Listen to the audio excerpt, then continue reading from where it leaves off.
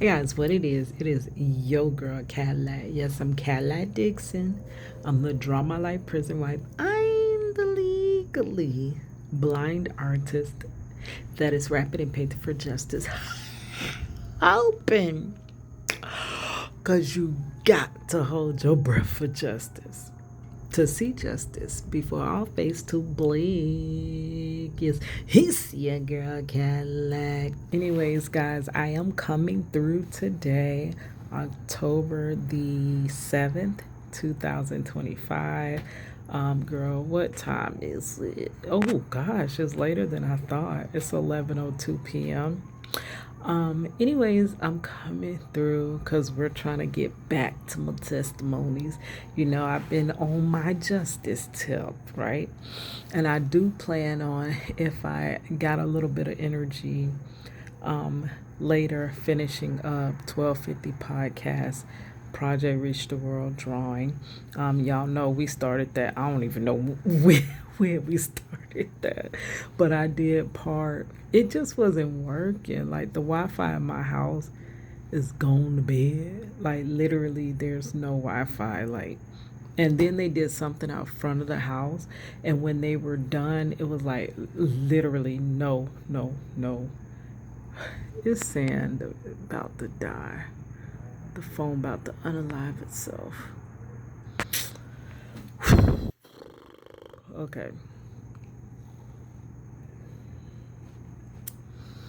I want to do my video. The phone's about to unalive itself. But anyways, y'all know justice is a passion of mine. Y'all know if you on this channel, I am, I don't know, I just take to justice. Injustice has hit me so many parts of my life, right? Um, but I also been led to tell my testimony. So though injustice is a portion of my testimony, there are more things within my testimony. So October is Blindness Awareness Month. So I wanted to tell the story. I have done it before on this channel because the channel is old as jail, and it has so many videos. Like, girl, I could never, sometimes I can't even find the videos. I have it in my mind of what I want to link or tell you to go watch or whatever, but I can't find it because there's so many videos. But I have told the story before, but I wanted to tell the story once more. Hold on, guys. I gotta go find my charger because I don't want the phone to unalive itself while we're talking. Okay, I got it. So, anyways, it is Blindness Awareness Month, October. So, I wanted to tell the testimony of basically how I lost my vision, how I started to lose my vision, because I still got a portion of it. And this is the part of the testimony. What I realized is that it's not always what you have.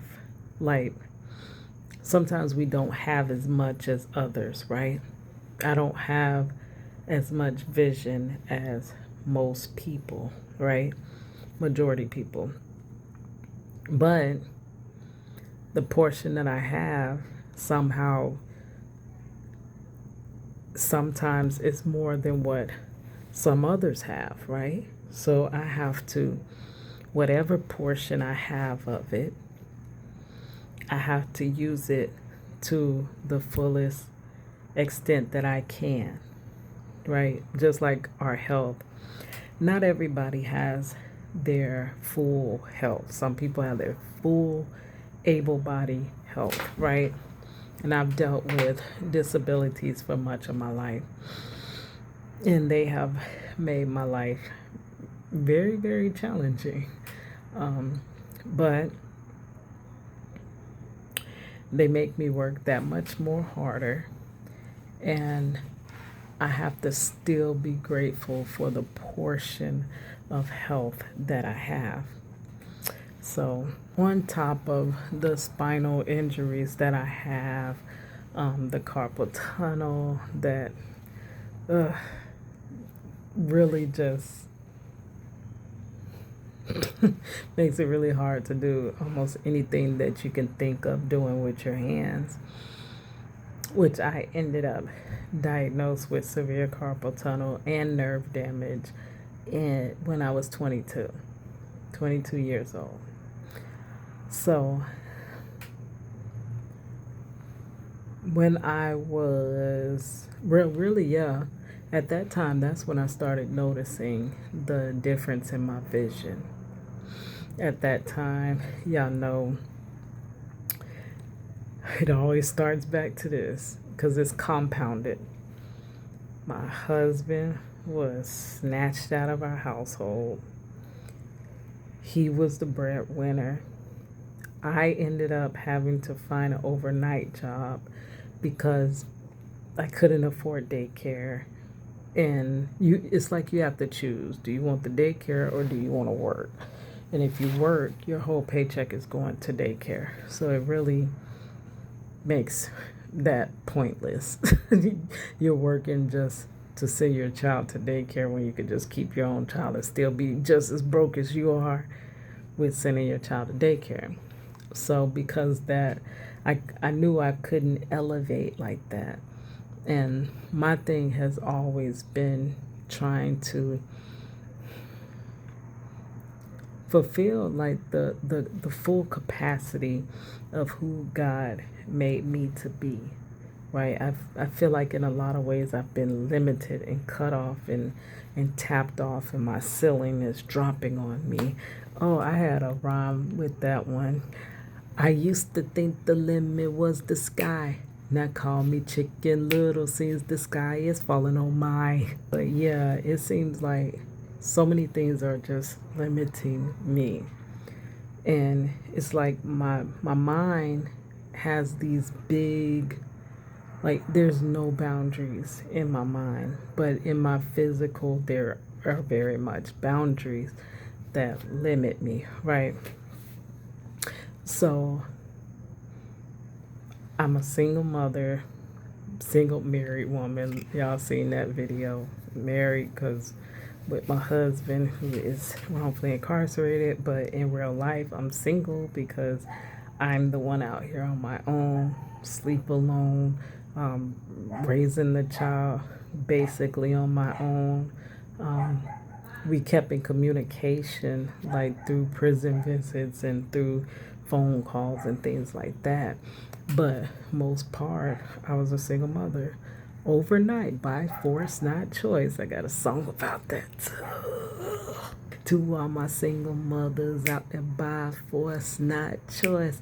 Hey, know that you can make it, but the choice is yours. If you never give up, never throw in the towel. To keep your head up, you make it out somehow. So knowing that, one, I gotta get lawyer money in order to put our family back together. Two, I have got to, in the meantime, be mother and father both, so I'm gonna have to elevate my income. And it wasn't logical to get a second job because then I would not be in our daughter's life, and our daughter is already missing her father, so I didn't want to add to her missing her mother. Even if I wasn't in prison, I'm on a work shift that I'm working and still never seeing her. So that wasn't gonna fly.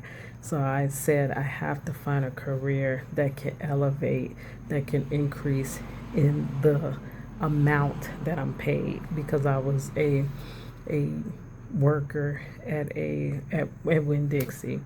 I was making $5.15 an hour. Then at one point I did get a second job, making $7.25 or something at KFC. Girl, got a song about that too.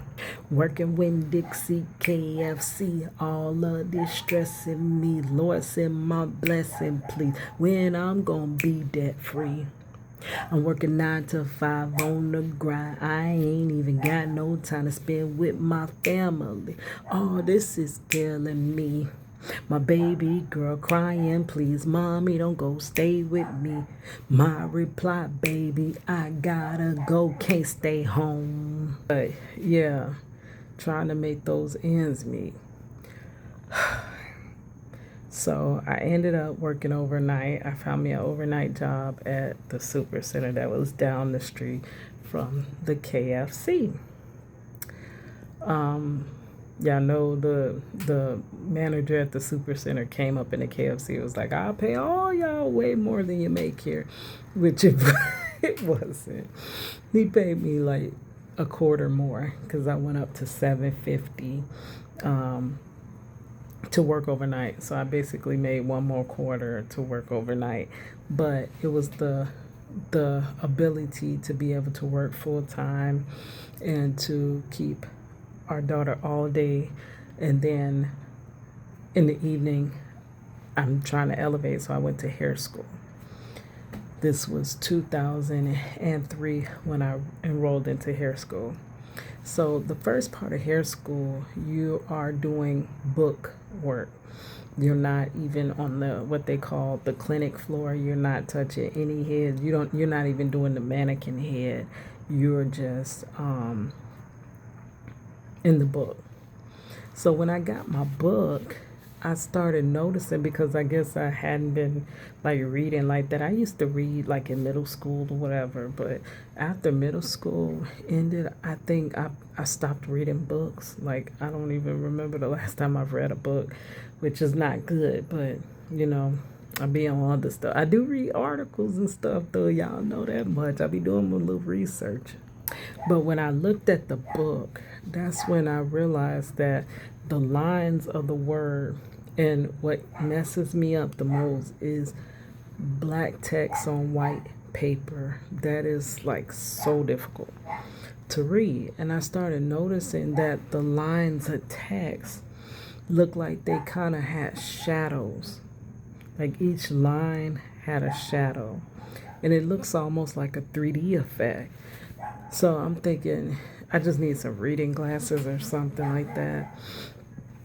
But and what's so crazy, when I used to door greet at the super center, you know how there's two main entrances. You have the grocery side, and then you have what they call the GM side. And my friend at the time, that's a whole long story, but who I thought was my friend at the time, I would be dancing and singing, and I had, that's where I started rapping. I would have my little demo around my neck. I would be writing like poems and raps and drawing at the door while I'm holding a little clipboard waiting on the door to go off. In between, I was just grinding basically. That's where most of my songs came from. That's where a lot of my drawings, that's where my project Reach the World, that Hold You Down video, that's where I drew all those frames at the door as a door greeter. So I would just be dancing. Like after I wrote my song, I would be performing it. And I remember I could look clear across the store and see my friend, and I'd be waving, hey girl. And she'd be like, what is wrong with her? She having a whole concert over there on that side. And I used to actually be on the GM side, which was really the slowest side, because everybody at that time of night was mostly coming in for groceries. So they would come on the grocery side. But I would be on the GM side there, and I would just be dancing and creating. And it was like I had 8 hours of time to just create. And then when I would go on my lunches and breaks, I would have my canvas under my arm and I would be painting. I would either be doing hand painted t-shirts or I'd be painting canvases. So I was really engulfed in my art back then. But what I noticed shortly after, so I noticed the difference in the textbook, and then shortly after I'm like, I can't even see her. Like, what's happening? I literally used to wave at her and she'd be laughing at me and I could see her. But only like it felt like a few months later, I could not see her. Now, what I have is a rare eye disease called keratoconus. It is when your cornea starts to protrude out so far that the doctor, the way he explained it, was like a boiled egg. If you squeeze a boiled egg, the pressure ends up making the boiled egg bust. It's going to bust like at the tip of the egg, right? That's basically what my eye is doing, is squeezing, squeezing, squeezing until boom, the thing ruptures. This eye is, you really can't see it. You have to look from the side. I don't know. Can you see it? It points. It's a point at my eye. I don't know if you were able to see it. And I do remember the first time someone told me, because that same friend, she was like, "What is that shine in your eye?" And I'm like, "A shine?" And she's like, "Yeah, a shine in your eye." She's like, "It's creeping me out." Because this eye really catches the light. Like anytime I take pictures and then there's a flash, like y'all see that? Y'all could see it there. I could kind of see it. There's a shine right there. It's from the car that is pulling out and it's like beaming off of my eye. So I'm like, I don't know what's wrong with it, but I knew the vision went from there to gone. I'm like, but that was kind of creeping me out, her telling me there was a shine. And I would notice that I would get as close as I could in the mirror like that, and I still couldn't see. I'm like, okay, that's weird. Like, and I would go around asking people that wore glasses, like, what does your, like, vision impairment look like? And they would explain, the way they would explain to me is that it's like you can see, but everything just kind of looks blurry. But I knew that's not what I was seeing. I wasn't just seeing blur, I was seeing circles. Everything had shadows. Every single thing had several shadows. So if my one finger would have, like, it'd be several fingers. And it's hard to know what's the real finger. You would see like shadows. And the best way I can explain it is it looks like 3D. If you ever watch a 3D movie and you take your glasses down, that's what it looks like. But it gets worse and worse and worse. Like, if you could think like how you would be going from 3D and you're bringing something in focus and then it becomes crisp, and then when you get out of focus it starts to show those shadows again. Well, on this side it's really like just overlapping shadows.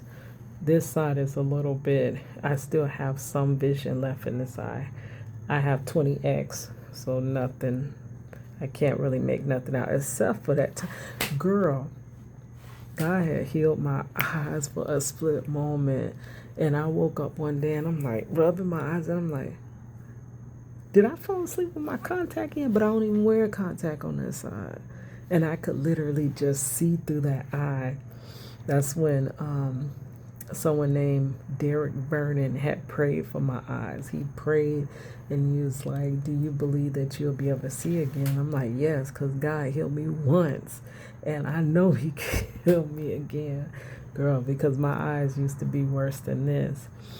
So, but yeah, so now there's nothing. Like when I close my eye, I can see the brown from my face. I can't see no definition. When I see people, I can't tell whether they're female, male, child. I can't see your age because you see the age on the skin, right? I can't see any texture or anything like that. No definition, but I can see movement. I can see the movement in the color. So I can kind of make out the color and the movement, right? And I would learn how people move. I would learn the way people, And it was so bad that one time my mother was in the library standing at the desk across from me. Now, it wasn't that far, it was maybe 10 feet. The library desk ain't that big. And I see somebody waving like that, and I'm like, and I see it, and I'm like, Kita, you don't, I'm your mama. What, you don't recognize me? And I'm like, oh yeah. Like I had to play it off because I don't know. I felt like I don't know why, but we get embarrassed sometimes when we have to admit that we're not fully whole, which I don't understand. And maybe it's a human thing, but when you have to admit to others that you're not fully like you used to see and now you can't, or like um, with my spinal injuries and I can't hardly do things that I used to do. On my hands, I hate accepting that my hands don't work. Baby, I'm gonna push them hands all the way. So it's kind of a thing that you hide, and I don't know why, but we do. I was trying to hide it, so nobody knew my vision was as bad as it was, but I really could not see. It was so aggravating. It felt like I was like looking underwater or something. And because I didn't know what was happening to my eyes because they were just there, and then now the vision is just gone, like almost gone, and like diminishing rapidly. I had got scared because I'm like, I'm not going to be able to see my daughter's face. Like, she's going to grow up and I'm not going to know what she looks like or anything like that. And it was so much at one time. And I kept trying to go to doctors, and doctors did not know what was wrong. That's why they call it practicing, girl. Not one eye doctor knew what was happening to my vision. When they looked at my eye, they see I had scar tissue on my eye. And I was told, okay, you injured your eye, just don't injure the other. And I'm like, I never injured my eye. So what do you mean, just don't do it to the other? And I had one tell me, because I worked overnight under, Walmart, I mean, Super Center lights are so freaking bright and they're fluorescent. And I was told that working under fluorescent, so you're basically in daytime all day, then all night, you're not getting any night, you're getting fluorescent light. So that could be what is wrong. And I remember I used to wear shades all the time because minimizing the light did help a little bit, but it didn't help me see completely. And then I remember that I had tried on my sister. My sister does wear glasses, and I tried on her glasses, and it did increase my vision a bit. It did not make it like clear. So for a while, I was just wearing her old prescriptions and sunglasses and just trying to play it off. Now, what I did find out was when I would push, because I didn't know what it was because it's the way the cornea is. So now I understand the logic of why it used to work. But when I push on my eye a certain way, it would clear it up. Let me see. Can I do it with this one? Nah, I can't see nothing. Yeah. But you gotta, and then if you squint, you can see a little better. I see more definition when I press on my So I literally used to drive, and now my eyes weren't as bad as they are now. They were bad, but they weren't. This one, gone. But I used to drive pressing my eye like this. If I took my finger down off my eye, I literally would lose the road. I could not see. So I would have to drive like this. That's how I drove. Not good at all. But I still can't figure out why I'm losing my sight. Like, what is going on? So I go to another place. They had advertisements everywhere, and they say, okay, we got to dilate your eyes. And they dilate my eyes, and they're like, okay, you're free to go. And I'm like, free to go? Why would I just come in and have my eyes dilated? Are y'all going to check something? So they check, and they make me these. They told me I had a lazy eye. And I'm like, a lazy eye? Where I get that from? I ain't never had no lazy eye. Now all of a sudden I got a lazy eye. So this is several different diagnoses. The first is that you worked under fluorescent lights. Then the second was you scarred it, just don't scar the other. And then the third is that you have a lazy eye. So they have these glasses that are like concave. They're very thick on the edge, and they're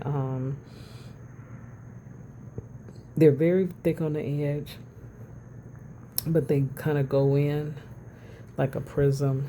It's circular, and it kind of makes the eye. It pulls the eye in. So if you have a lazy eye, it'll pull it over. So I would wear those, and it would help a little bit, but they hurt my head so much because of the pulling on the eye. But it still wasn't clear enough. It wasn't clear enough to function. And I remember at this time my daughter was getting older, maybe about 7-ish, 6 or 7 or something like that. And she just thought it was so funny that when she gets more than 10 feet in front of me, I can't see her. And it made me go into a panic because every little girl looked like because all I could see is the brown, and I could kind of see the color of the clothes. So if she had on pink, any patch of brown and pink mixture, I'm gonna think that's my child, right? So it was crazy, and the whole time I'm trying to accept that I'm losing my sight. Anyways, back to that. When I went and they dilated my eyes, they charged me all this extra money for glasses, and then when I get them, I can't see through them, and then they're like, "Oh well, too bad, no refunds," and this and that. So it was really, really trying and difficult. So I knew I was losing my vision, but I just didn't know what was wrong. And I'm like, how did it happen so fast? I literally was just seeing straight across, like, and that's a long distance from one door at Walmart to the other. Now I can barely see in front of my face. I would get in the mirror, and I don't care how close I got, I could not see. Couldn't see my hands at all, my feet. Look down and you can't see your feet. So I'm like, eventually I just gave up. I'm like, I'm just losing my eyesight, and I don't know what to do because I kind of tried everything. And so ended up that compounded stuff. It was time to renew my driver's license, and y'all know I used to drive like this, like pressing on my eye. And crazy, Marcella used to be about 4 or 5 hours away, and I used to drive like this for 4 hours down the street trying to get to and from visitation. And what was so crazy, because light bothers my eyes so bad, so I would try to hurry up and get home before nightfall, because at nightfall the headlights could just take over everything. It was very difficult, to where I would try my best to not even try to drive at night. If I did, I would be far, far, far lane, barely moving. So during the daytime, it was kind of easier to just do this, and because everybody didn't have their lights on or whatever. And please, I'm not recommending you do that. Do not do that. Do not, I'm not telling you, I'm not advising you to do that. I'm telling you of how God kept me, how God got me through this. So, it came up time to renew my license, and I tried to do it through the mail, but it's always a but. I had an identity theft, and I could not renew my Florida license through the mail because someone got a Georgia license and got tickets under my name in Georgia. And I'm not in the part of Florida that is close to Georgia. I'm in central Florida that is far from Georgia. Like, that is not right around the corner from Georgia. So they went there, had a whole ID under my name, had me married. I was married to an African guy. That's a whole nother crazy. The most has happened. God has got me through so much. I'm telling you. I'm telling you. So they were saying you have to pay up these tickets and renew your license in Georgia before you can renew your license in Florida. So by the time I got that all sorted out, it was too late to renew my Florida license. Oh gosh. So I had to go in the DMV. And you already know they're going to give you that eye test. I'm like, oh my gosh. I didn't wear my sister's glasses because I knew that when you have on glasses, then they're going to make it where you have to have glasses when you're driving. So, and I wouldn't drive with the glasses. I would do this. So, I go in there and trying to renew my license, and they say, okay, you have to read the chart, read line such and such. And I'm like, they're like, okay, I'm gonna shut off the left eye. Let me see what you can read. No, I think they did the right eye first, which the right eye was bad, but the left eye went from 0 to nothing real quick. So they was like, I'm gonna shut that right eye off, and now you read through the left eye. And I'm like, I couldn't make out not one letter out of this eye. So they're like, can you see the letters?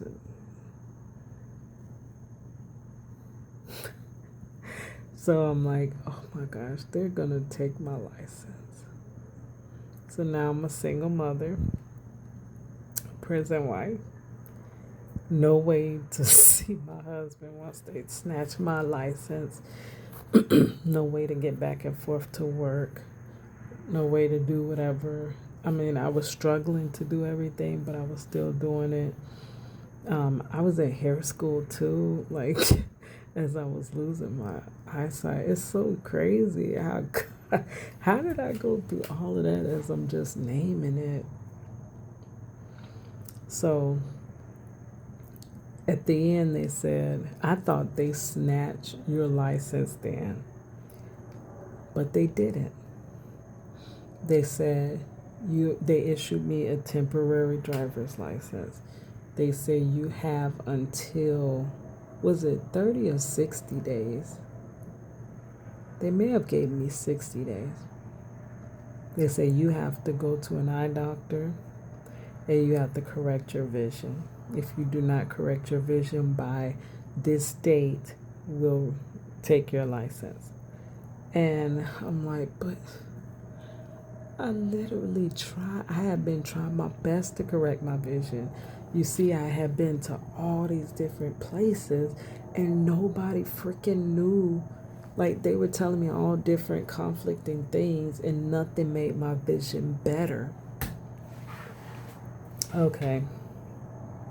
So my sister, she's like, well, you can go to my eye doctor. And I'm like, what is that going to do? I done been to all these doctors and they claim they the best of the best, and still I can't see. Like, I cannot, my vision's not getting any better.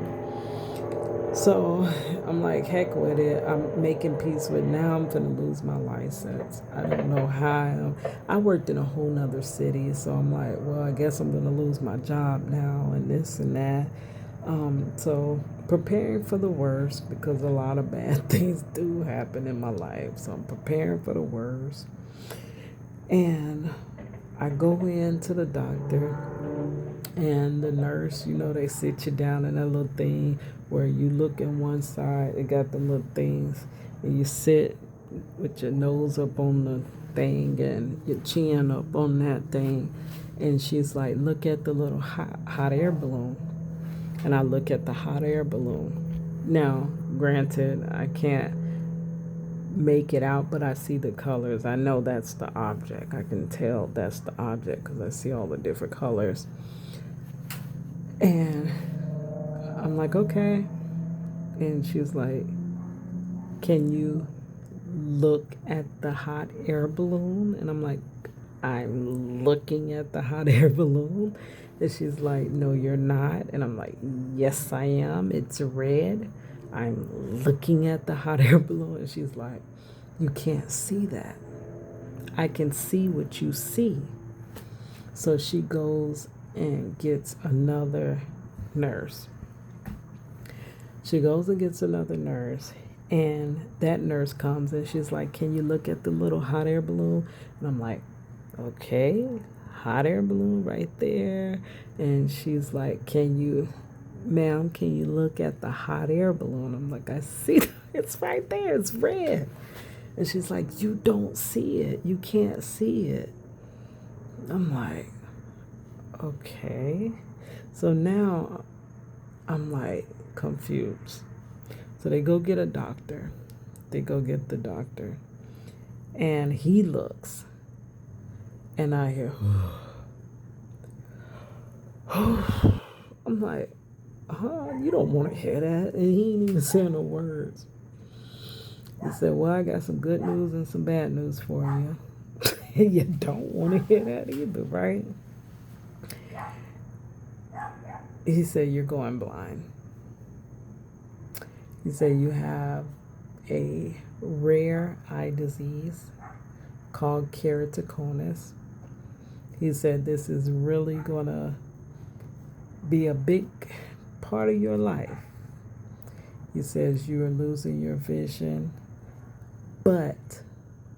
and he suggested that you always keep insurance, because in the end, I'm going to need a cornea transplant, right?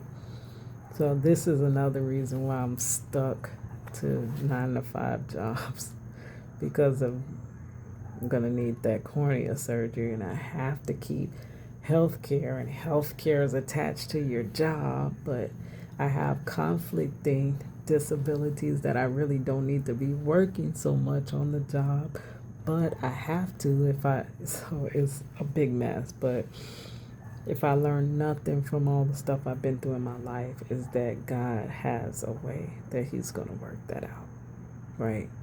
I got to sit it down, take it off, stop toying with it on the table and let him, But, so he's like, yeah, so you're going to have to always have insurance. And I have to keep the top tier insurance. I can't get the lowest level because they don't do cornea surgery on the lowest level. I have to keep the highest level of insurance. And it'd be hurting my little pocket, y'all. But, yeah, he's like, always keep insurance. But the good news is they can make a contact for you. And I'm like, a contact? So he doesn't do it there. He refers me to a specialist, which that did not end. That ended crazy. I probably put that in a different video, but he made me feel really like, a lot of times me dealing with doctors throughout my life, they have made me feel like I wasn't nothing. Like I was just. So maybe I'll stop there because this is getting rather long. But to fast forward a little bit, when they made that contact, and at that time, this eye was a little bit better than it was. Once you start getting scar tissue, they can't really correct it. So I just go off of one eye, and it's the brain that, though I see all these swirls and circles, your brain tends to go with whichever vision looks better, and it kind of tells your brain that's what you're seeing. It tells you know, your eye that's what you're seeing. So though this eye is there, I really don't use it like that. I don't use it, but it's there. But when they made them contacts, and I could read the chart, and I looked down at my hands and I seen how textured they were. Like literally, I never seen the texture of my hands. And I looked at my feet and I seen my feet. And when I went home that day, I seen my daughter's face. That was the grace of God. But there were still challenges. There's still more challenges to come. But maybe tomorrow I'll tell the other part of it. But I have told it before. If you can search through all these videos, you'll find you'll find it. But girl, it's probably at the bottom of the channel, right? But yeah. So that's my testimony of basically I once was blind, but now I see. Because with that contact, I can see. I can't see clearly, but I can see enough. And like I said before, with you may not have as much as the next person has, but if you use what you have to its fullest capacity, that's all that's required of us, right? So it's amazing the things that I do off of the vision that I have. And my mother used to be like, you can't be blind because you draw. How are you drawing? And I tell you, no stories. I used to, because I had been drawing since I was a child, it's like memory. I just know how to draw. I can paint. I could look at anything and just, but I would have to take a picture and I would have to bring the picture all the way up to my face like that. And then I would draw, and then I would either take a picture of the drawing and bring it up and see, does it align to look like that other picture? Or I would draw and then I would ask somebody, does this picture look like that picture? And they'd be like, yeah. Oh, okay, then that's it. That's how I used to draw. It was crazy. And then, like I said, I was in cosmetology school. And then I had graduated and I was in 2 different salons before I had to quit due to health reasons, the carpal tunnel and stuff. But I used to have bright combs, like fluorescent colored combs, so that the comb and the hair wasn't blending in together, so I could see where I'm cutting, when I was doing a razor cut or whatever. But it's so crazy. But God got me through all of that. So I once was blind, but now I see. That's why when Derek Vernon asked, do I believe that God can restore my vision? I'm like, yeah, he did it before. He did it before. And then I'll tell you another part of the testimony. I'm skipping ahead. But every time I go to that eye doctor, they're like, you ready for that cornea transplant? And when I really broke down and I was ready, right before I gave the go, my mother passed away from an outpatient surgery, a routine outpatient surgery that many people just come home from. She never came home. And I was like, the jail I am getting a cornea transplant. And they're like, do you realize you can see so much better than you see if you just get the transplant? But then they also told me that getting the transplant, your body could just one day decide it's rejecting it. And then that most likely that cornea is not going to last me, calculating by my age. I'm going to have 2 cornea transplants per eye within my lifetime. So the decision that I made was to just keep my eyes until they rupture. Once they rupture, once this one ruptures, then it's gone at that point. I gotta get the transplant, right? And then they're like, well, if you don't get the transplant at that point, that's when you'll have a whited over eye. Like, you know how Fetty Wap has that whited over eye, which it probably won't be no different. Well, it would be different because right now I can't see colors. I don't know how that would feel to not see I don't know. But that's what would happen if I don't get the transplant. I would just lose the whole um, color of my eye. It'd just be whited over. So the decision was, once that eye is gone, then go ahead and then hold on to this eye, until they both bad. Then we'll go get it. And at that point, they were like, Miss Dixon, your eye is gone. It's gone, but it hadn't ruptured, right? And the doctor was like, I don't know, because they have a special thing to tell you how thin your cornea is, because it's super, super thin. Like I said, protrudes until it starts busting. But they say it busts from the inside out, so it gets super thin.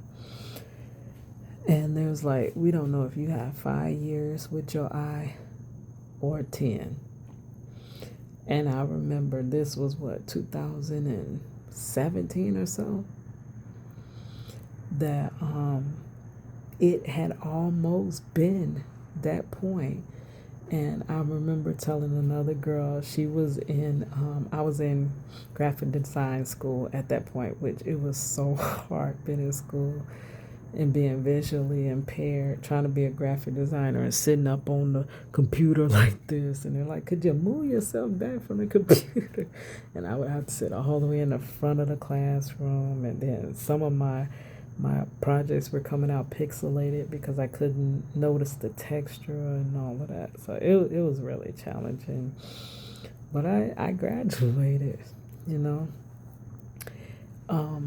But they was like, you would be good for basically having websites and stuff up to code, because you already know what someone that's visually impaired might look for. But there is differences in visual impairment. Like some of the the keyboards that are for visually impaired, they are bright colored. Now, I told you, for me, light bothers my eye. So the brightness of the color is going to attract all this light. And it sometimes makes it harder for me to see, when in other visual disabilities, it makes it better for them to see. But anyway, she was like, 5 years?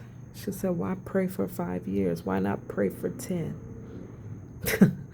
And it's been surpassed, just about.